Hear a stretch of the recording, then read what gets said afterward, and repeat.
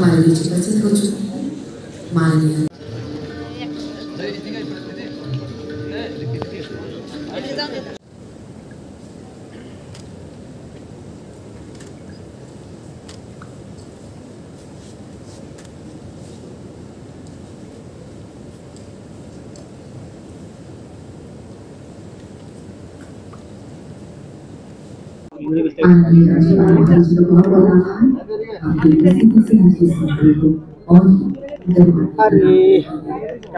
इस बीच उपस्थित हो चुके हैं हमारे राज्य के जनप्रिय मुख्यमंत्री महोदय।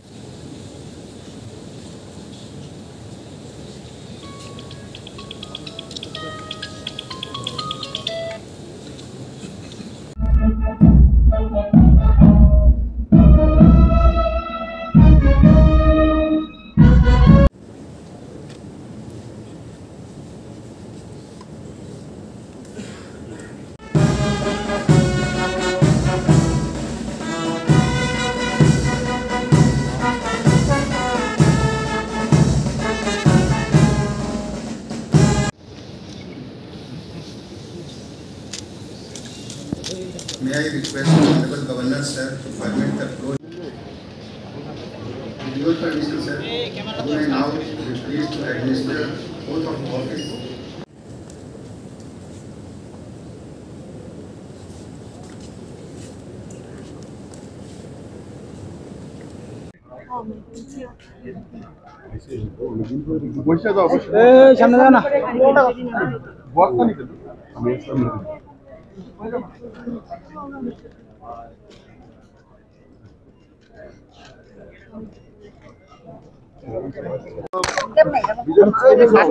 আমার উপর ভরসা করার জন্য আমি আমাদের সর্বোচ্চ নেতা ভারতবর্ষের যশস্বী প্রধানমন্ত্রী নরেন্দ্র মোদীজিকে আমি ধন্যবাদ জ্ঞাপন করব।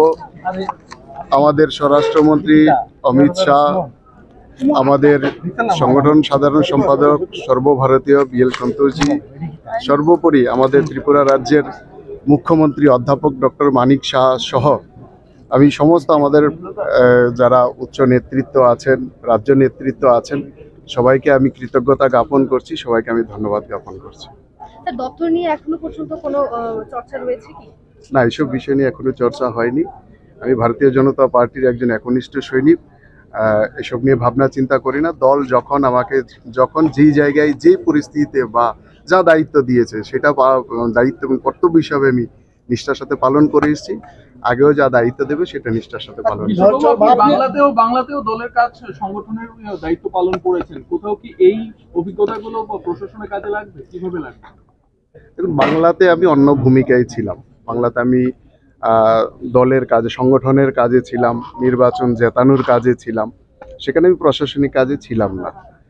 তো সেটাও সাংগঠনিক কাজও অনেকটা প্রশাসনিক ক্ষেত্রে কাজে আসে।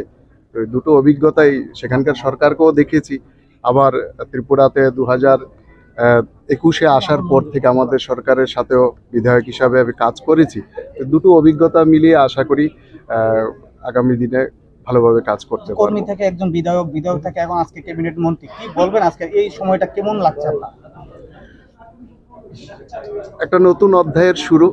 তবে আমি মনে করি না যে কোনো ধরনের চ্যালেঞ্জ সামনে আছে। আমাদের সামনে আমাদের আদর্শ, আমাদের প্রধানমন্ত্রী আছেন, আমাদের মুখ্যমন্ত্রী আছেন, যাদের স্বচ্ছ ভাবমূর্তি দেশে শুধু নয় বিদেশে সারা বিশ্বের মধ্যে নন্দিত। তো তাদেরকে পাথর করে কাজ করব, আশা করি কোনো অসুবিধা হবে না। আমি আমাদের সর্বোচ্চ নরেন্দ্র মোদীজিকে আমি ধন্যবাদ জ্ঞাপন করব। আমাদের স্বরাষ্ট্রমন্ত্রী অমিত শাহ, আমাদের সাধারণ সর্বভারতীয় বিএল সন্তোষজি, সর্বোপরি আমাদের ত্রিপুরা রাজ্যের মুখ্যমন্ত্রী অধ্যাপক ডক্টর মানিক শাহ সহ আমি সমস্ত আমাদের যারা উচ্চ নেতৃত্ব আছেন, রাজ্য নেতৃত্ব আছেন, সবাইকে আমি কৃতজ্ঞতা জ্ঞাপন করছি, সবাইকে আমি ধন্যবাদ জ্ঞাপন করছি। দপ্তর নিয়ে এখনো পর্যন্ত কোনো চর্চা রয়েছে কি? না, এইসব বিষয় নিয়ে এখনো চর্চা হয়নি। আমি ভারতীয় জনতা পার্টির একজন একনিষ্ঠ সৈনিক। এসব নিয়ে ভাবনা চিন্তা করি না। দল যখন যেই জায়গায় যে পরিস্থিতিতে বা যা দায়িত্ব দিয়েছে সেটা দায়িত্ব এবং কর্তব্য হিসাবে আমি নিষ্ঠার সাথে পালন করে এসেছি। আগেও যা দায়িত্ব দেবে সেটা নিষ্ঠার সাথে। কিশোরবাবু, আপনি বাংলাতেও দলের কাজ সংগঠনের দায়িত্ব পালন করেছেন, কোথাও কি এই অভিজ্ঞতাগুলো বা প্রশাসনের কাজে লাগবে, কিভাবে লাগবে? বাংলাতে আমি অন্য ভূমিকায় ছিলাম। বাংলাতে আমি দলের কাজে, সংগঠনের কাজে ছিলাম, নির্বাচন জেতানোর কাজে ছিলাম। সেখানে আমি প্রশাসনিক কাজে ছিলাম না। তো সেটাও সাংগঠনিক কাজও অনেকটা প্রশাসনিক ক্ষেত্রে কাজে আসে। দুটো অভিজ্ঞতাই সেখানকার সরকারকেও দেখেছি। আবার ত্রিপুরাতে 2021-এ আসার পর থেকে আমাদের সরকারের সাথেও বিধায়ক হিসাবে আমি কাজ করেছি। এই দুটো অভিজ্ঞতা মিলিয়ে আশা করি আগামী বিধায়ক ভালোভাবে কাজ করবে। কর্মী থেকে একজন বিধায়ক থেকে এখন আজকে ক্যাবিনেট মন্ত্রী, কি বলবেন আজকে এই সময়টা কেমন লাগছে আপনার? একটা নতুন অধ্যায়ের শুরু।